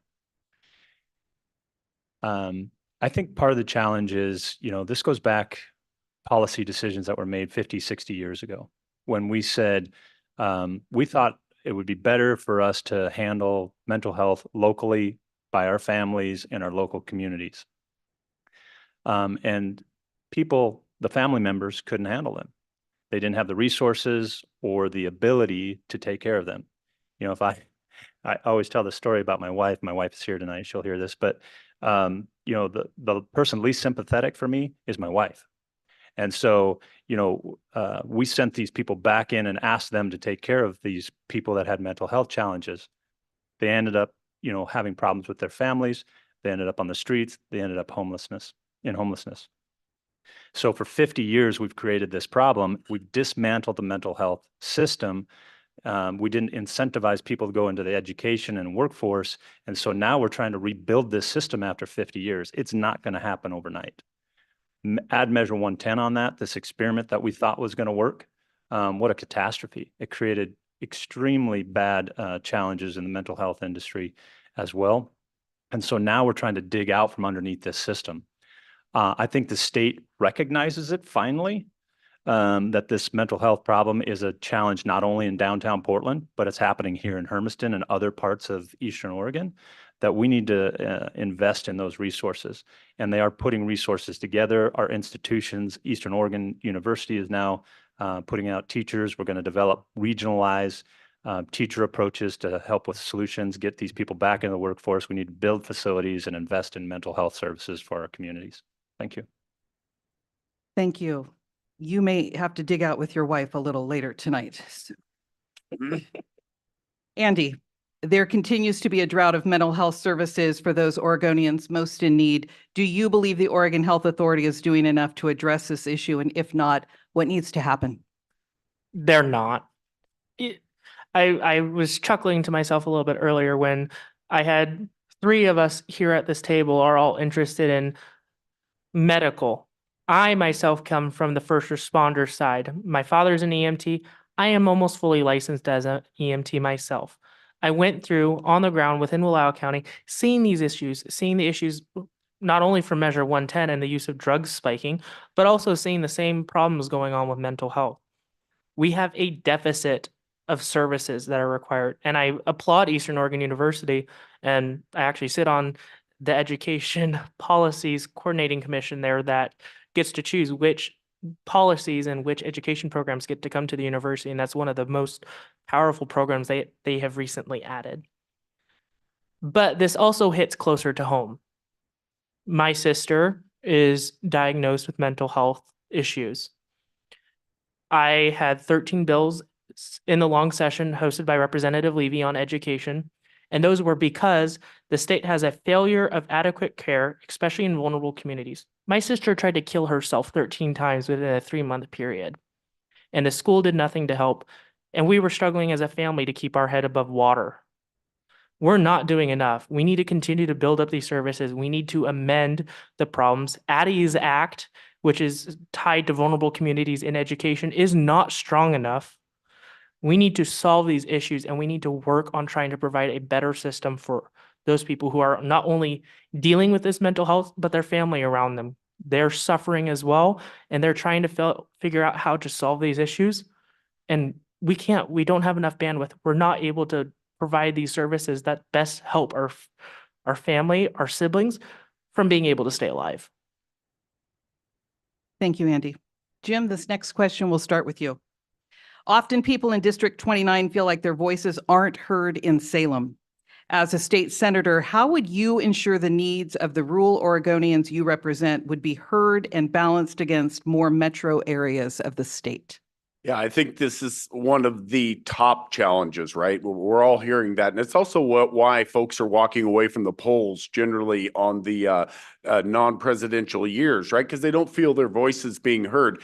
This district is all or part of 11 counties. You know, it stretches from Idaho to Mount Hood and down to Madras. And there'll be 1 senator to represent that. In the Portland metro area alone, there's 19. So when there's 1 bucket of dollars down there, you just simply can't get them back. So I've already got some legislation prepared to reinstitute what was called the Office of Rural Policy. It was something that was signed in with Governor Kulingoski because he recognized that challenge, right? That we needed extra assistance out here. The folks out here, feel like they're shouting into a void, like they're disenfranchised. And so I've got that, prepared and want to take it down there and get it pushed into law. It kind of never got fully funded, but the reports that came out of there are the same things we're hearing now, right? It was water, it was infrastructure, it was capacity building, it was all the things we needed down here, and it was made up of all the state agencies that we deal with out here. It was made up of representatives from the rural area and an equal number of Ds and Rs out of both the House and the the Senate. And what it did ultimately was pitted some of the metro area senators and representatives against their counterparts. And it was the last time we got an equal measure of our dollars back here. So that's one of my number one priorities right now, is pushing that legislation forward. I talked to Senator Hansel, and he said as a freshman coming in, you only get 6 priority bills. But he said in the quirk of the system, he can drop additional bills before he goes out of office. And so I've got 6 of them prepared at this time to move forward with. And I think that's super important that we're ready to move forward immediately. Thank you. Dave, as a state senator, how would you ensure the needs of the rural Oregonians you represent would be heard and balanced against more metro areas of the state? Yeah, good question. I think people in Eastern Oregon are disenfranchised with their ability to communicate in Salem. And, that's why 14 of our 36 counties have chosen to have a conversation about a greater Idaho movement and leave the state. And 5 of those counties are in this Senate district. So it's a problem. And, we need to bridge that divide. In my 20 years of civic service at the school district and the last 11 plus years at League of Oregon Cities, I've been able to develop relationships across the state. And in those capacities as well, I did so in a nonpartisan fashion. I think the 80% of us reside in the middle and want to see people go to Salem and get stuff done. And they want to see us work together across the aisle to bring value back to our communities. I've developed relationships with Democrats. I've developed relationships with Republicans, the governor's office, both sides of the state capitol, as well as local elected leaders. And I think those hundreds of relationships will prove invaluable when we get down there. You can't go down there and tell people how stupid they are and poke them in the eye and expect to get anything done. And so, you have to develop relationships. And at the end of the day, this is a relationship business. And I've been able to do that in my careers here. I've been fortunate to be elected by this community and supported in those capacities because of that relationship ability. You treat people with respect, you listen to them with dignity, and give them their due time and interest. You don't just shine them on, and so much of that right now is being done. People want to see us go down there, work across the aisle, and bring good policy back home to our communities. That's what I'll do as your senator. Thank you. Andy, as a state senator, how would you ensure the needs of the rural Oregonians you represent would be heard and balanced against more metro areas of the state? It's all right. One of the things before I want to start within this, there are 3 people, 2 of them from this district, who deserve quite a bit of praise. Representative Bobby Levy, Senator Hansel, and now Governor Tina Kotek have done a really good job in bringing people out to other people's districts to try to learn about the issues that are facing them. One of the great compromises that we got with this further down south is the Eastern Oregon Border Board. Southeastern Oregon was struggling, and because they were competing directly with Idaho, and they had nothing to be able to compete with. It's cheaper to go live over there. They're paying less taxes. A lot of people were living there, working here, and then going back. So they had to create solutions to try to solve it. With this, we're being a voice for the people out in this district. I'll admit, I voted for the Greater Idaho petition in Wallowa County. I voted for it as an announcement to the state, hey, some problems are occurring out here. You need to start looking at us and talking with us. We don't want to leave. Every person I've gone and talked to that has voted for that does not want to leave the state. And it has been brought up to me multiple times. Wallowa County, out of all of us, which it barely passed, has been the one that's threatened to build a bridge across Hell's Canyon and move to Idaho and use the state's dollars for that. And it barely passed there. There's conversations that are going on that we are being not represented, and we need to have larger conversations of, hey, what's going on and why is Portland ignoring us? Let's bring you out here and show you these issues. We're being very successful in starting to get movement by bringing people out here to have conversations with us. Relationships are another important thing, and having these exchange programs that have been quite vital. I'll admit, I don't know what's going on in southwestern Oregon. Thank you, Andy.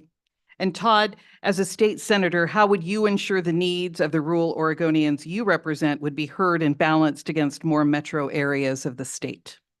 Yeah, first of all, acknowledge it's a huge challenge. So two senators from Senate District 29 and Senate District 30 represent 60% of the land mass of Oregon.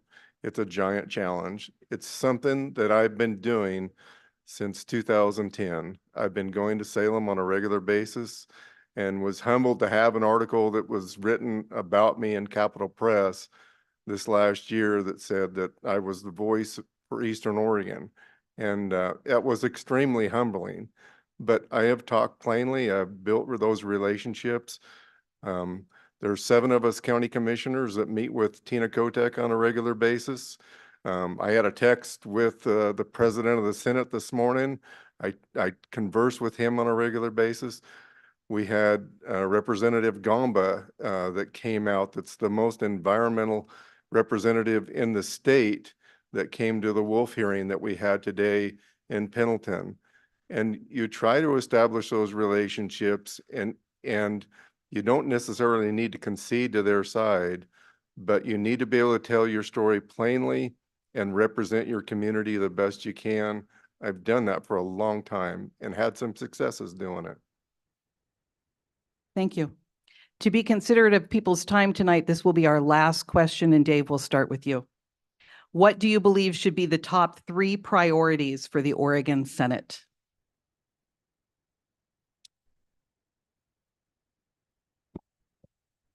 Thank you. Top 3 priorities. We talked about them, I think, tonight.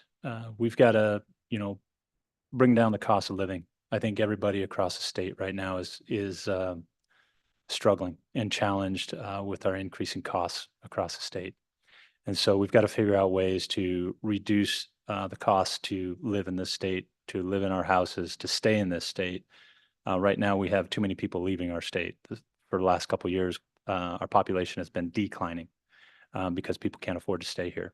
And young families can't afford to raise kids here. And so our young kids aren't having kids, and we need them to be prolific, and we need them to support us and fill in the jobs of the future. And we need to make it optimistic and hopeful for them.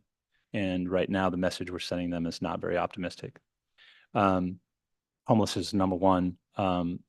We worked on Measure 110. I think, we'll see if that bears fruit. I was part of that committee that helped get 10 of the 11 recommendations that we provided to the state legislature this year for fixes on Measure 110.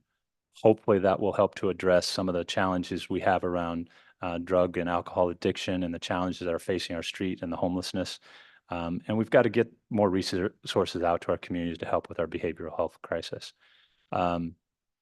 And then, I think we need to also support our business. We're not a very business friendly state, and we've got to figure out ways that we can shore up our business community, tell them that we're open for business. We want them here. We need them here. And so I think those are probably the 3 things I think we need to work on as priorities. Thank you. Thank you. Andy, what do you believe should be the top 3 priorities for the Oregon Senate? Top 3 priorities are looking at a larger sense for the entire state. You have 3 main ones. You have education, the cost of living, which is more tying into being business friendly, and public safety. We are 48th, I believe, if I have my number correct in the top of my head, in education across the entire nation. We just got rid of, once again, graduation requirements for high schoolers. You don't need to be able to read and do simple math to graduate high school. That's going to be a problem. And you're not setting up the future to be able to be successful. My generation already feels like we're not going to be able to buy houses. Now what's going to happen when we can't find a job because we can't do simple arithmetic? And those are the basic building blocks that you need to be able to continue your own education and be able to continue to learn. One of the highest demand industries, whether or not we like it, is currently the tech sphere. And one of the basic things you need to do anything in tech is know math. Because a lot of how computers work are logic gates and math. With moving into that, these are all tied together because if you're not business friendly, you can't have a good cost go for the state. You're not going to be able to afford to build those houses. You're not going to be able to continue to provide good education. You're not going to be able to provide adequate public safety because you don't have the funds if you don't have any businesses that are being here. Public safety is a larger concern. We don't have any cops, especially in the city of Portland, which has the majority of people. You had signs during the pandemic that said, go to Yakima, we'll pay you more. And many of these local departments have been struggling to provide, especially within the metro region, but also you're seeing some of those effects out here. And public safety is not only your police, but that's also your dispatchers, your EMTs and medical services, as well as your local fire departments. Thank you, Andy. Todd, what do you believe should be the top 3 priorities for the Oregon Senate? Well, I think we need to really look at the cat tax reform. Having a tax on monies that you aren't necessarily profitable on is just an absurd tax to begin with. I think it flew under the radar a little bit when it was adopted, but this last year I did testify on that, trying to move that threshold up to $5 million would have helped. But I think we need to have an exemption for agriculture. You know, it's been said that farmers, they buy retail, they sell wholesale, and they pay the transportation both ways. And the cat tax, they end up paying for the products with a cat tax on it. They can't sell their product and pass that cat tax on, so they pay it again. And so it just is an unfair playing field for a lot of people. And to be unprofitable and still be paying a tax on your gross income is a tragedy. Public safety is huge. Trying to get more dollars back to our sheriffs, our closest elected officials, is important. And then lastly, transportation. We need to make sure that the commerce that is produced out here has a smooth road to get it to town. Thank you, Todd. Jim, what do you believe should be the top 3 priorities for the Oregon Senate?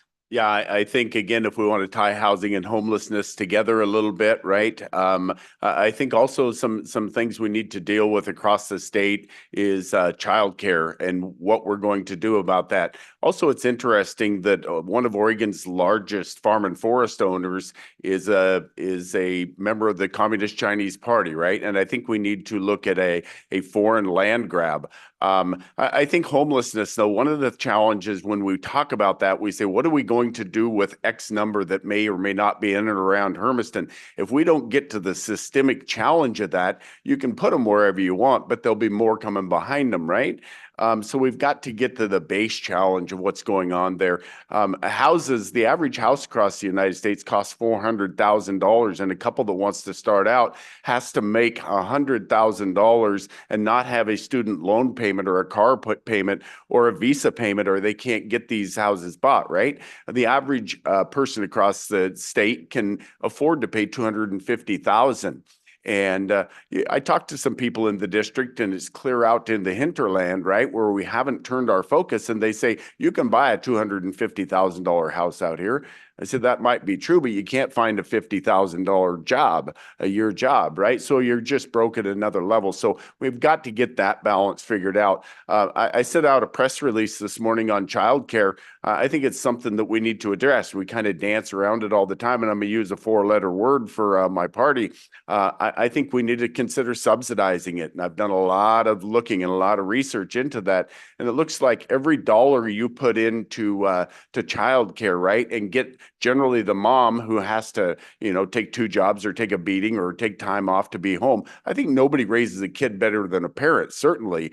And it used to be in the day and age when one earner could go earn enough to buy the house, buy the groceries, and one of the parents could stay home and raise the kid. But I think we've got to look into this, and it's looks like for $1 spent, you get about $5 returned. So I think we need to do this, but we're not going to get it done without the Office of Rural Policy. Thank you. Thank you very much, Jim. All right, we've come to the time of closing statements. We will be going in reverse order. So Andy, you're up first for your 2-minute closing statement, please.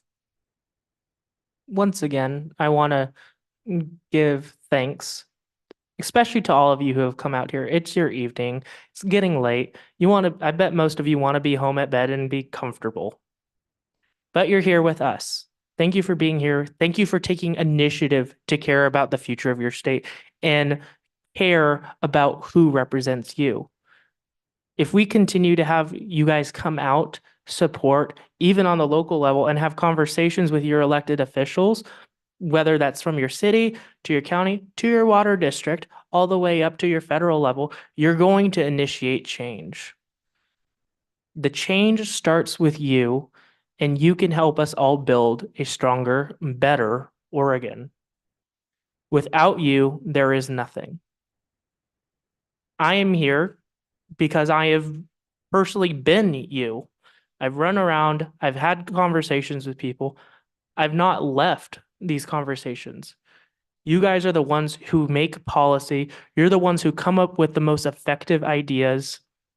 Those 13 bills I had, they were just ideas when I started with them. And then I went to the local community and started asking people to providing input. And once that happened, we had some legislation that was very hotly contested because they provided and showed issues that were in the state, especially with the one that, such as Addie's Act, where there was quite a bit of problems with it. I want to thank you guys for being here. I want to thank you for taking time to listen to me. And I hope that you will take the time and consider voting for me so we can build a stronger, better Oregon and continue to build that for the future of our state. Thank you, Andy. Dave, your closing statement. Thank you, Angela. First of all, I want to thank you for being a great host tonight, KOHU and the Chamber for sponsoring this event, and all of you for attending. Thank you for being informed voters. I got into this race because of our kids and our future grandkids. I was born in an amazing community. I was born in an amazing country that allowed me a free enterprise system, that allowed me the freedom to go out and make my own world and make my own way in the world. And so I worry about that for my kids and our kids and grandkids and the way the state is going. A couple statistics I want to talk about. Number 1 in drug abuse, number 2 in homelessness, number 3 in behavioral health. We 8th most expensive state to live in the nation, and we are 48th ranked in education. Those are not statistics I'm proud of. And I want to go to Salem to help improve that. I believe East Oregonians are tired of not being heard and having a voice in Salem. And they want somebody to go down there, work across the aisle, and bring value home. I believe East Oregonians are intelligent, hardworking, give you the shirt off your back kind of folks that want government left out of their family raising decisions. And I believe East Oregonians are tired of Portland policies being spread across the state. I can go to Salem, stand up for you, work alongside you to protect East Oregonian values, businesses, and families. I would ask you tonight, if your values line up with mine, that you vote for Dave Drotzman for Senate District 29. Thank you for your time tonight. Thank you, Dave.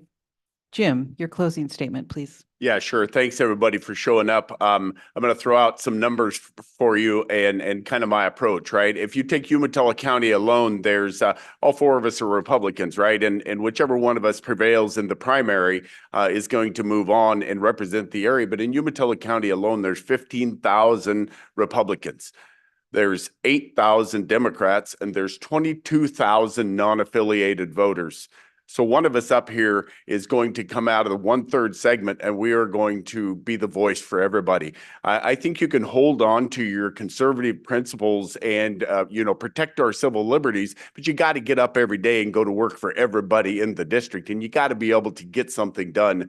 I think if you guys look at, the nitrate challenge here in the Columbia Basin, it will prove to be the biggest life-saving, environmentally friendly thing that has ever gone on. It is because one person stood up and refused to stand down, and that was myself. I'd encourage you to watch Tainted Waters from KGW. My first year as a county commissioner, I went to Salem, and there was a Democrat, a Portland Democrat, was trying to push tobacco 21 legislation. And she said, it's not going to pass because it's broke on party lines and I need one Republican. And I said, talk to me about it. And she said, the addiction receptors between 18 and 21 go down 85%. My mother started smoking when she was in her teens, when it was not only sexy, but the doctors recommended it. And she passed away in her 70s. So I talked to my public health folks and they said, oh gosh, yes. So I went into every Republican office and I said, guys, you got to do this. And they says, we're using it as a chit. I said, you don't use people's lives as a chit. You lock arms with the other side and get something done. And so I talked to my fellow commissioners. In fact, one was here, right? And they all 35 signed that pledge, and the Eastern Oregon counties signed that pledge. And I took that pledge to Senator Hansel.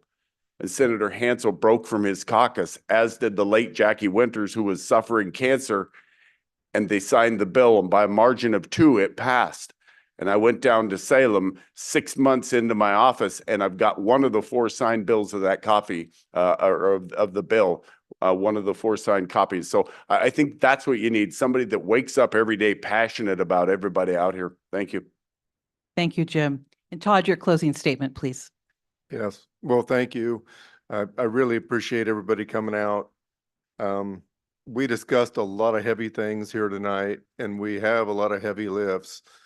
I would look forward to going down, partnering with you, and being your next state senator.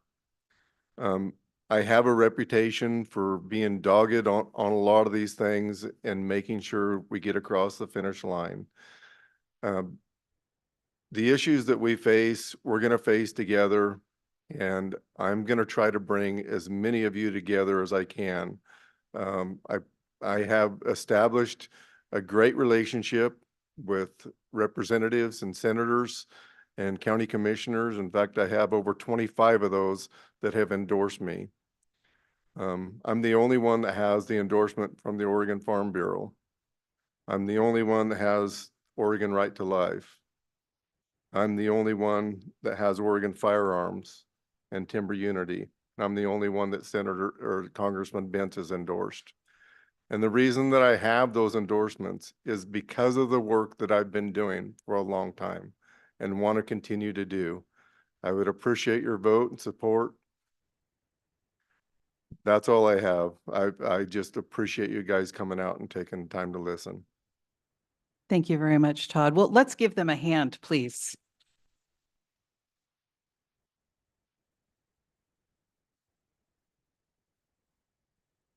Really appreciate the passion that we see here and want to thank all of you for your willingness to run and serve as our next District 29 state senator. And I want to thank also Val and Alex and the Hermiston Chamber of Commerce for the tremendous amount of work they put into this. And to the city of Hermiston and Lily, who have done an excellent job as well, making this easy for us. And of course, thank all of you who came out this evening to partake and learn more. I hope it helps you when it's time to vote. And thank you for those who joined us online as well. Everybody have a safe trip home. Thank you. Thank you, Angela. Absolutely. Thank you. You're welcome. Yeah. Whatever, I gotta switch all my